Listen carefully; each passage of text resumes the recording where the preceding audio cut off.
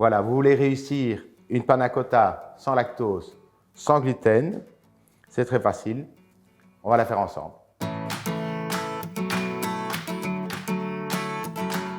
Donc pour faire cette recette de panna cotta, j'ai besoin de crème sans lactose, de framboise, de betterave, d'un peu de sucre, d'une gousse de vanille. Et alors pour le crumble, j'aurai besoin de noisettes du Piémont, cerneaux de noix, du sucre, de la farine de riz et un peu d'huile d'olive.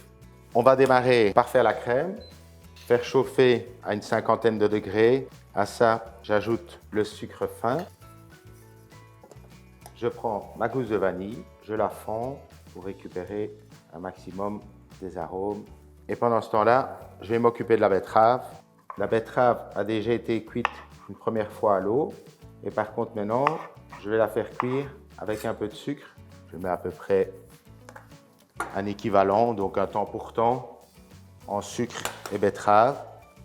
Et là, laisser le sucre fondre et laisser la betterave compoter légèrement. Je regarde à ma crème qui commence à être à belle température.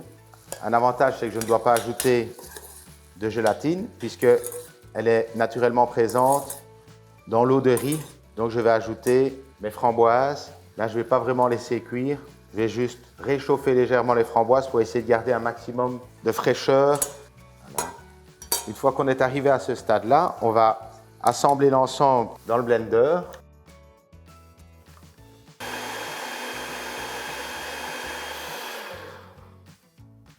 Voilà.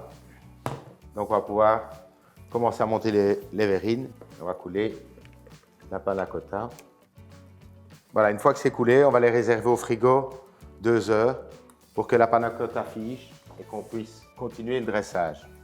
Pour cette préparation-ci, si vous n'avez pas de robot, c'est pas très grave parce que c'est un crumble, donc il peut se faire à la main.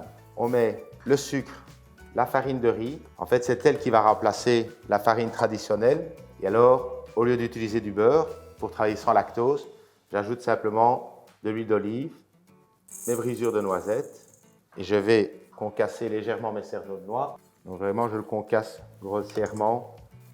Voilà.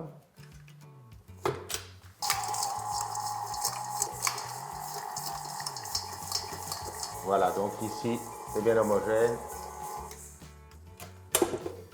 Enlever et prendre une plaque avec une feuille de papier cuisson. Je mets l'ensemble du crumble étalé. C'est parti pour 10 minutes. Le crumble est prêt. On sépare comme un crumble classique. On va le laisser refroidir et ensuite on va passer au dressage final du dessert. Je mets le crumble par-dessus et je vais terminer avec quelques framboises en décoration avec le sucre impalpable pour le visuel. Et voilà.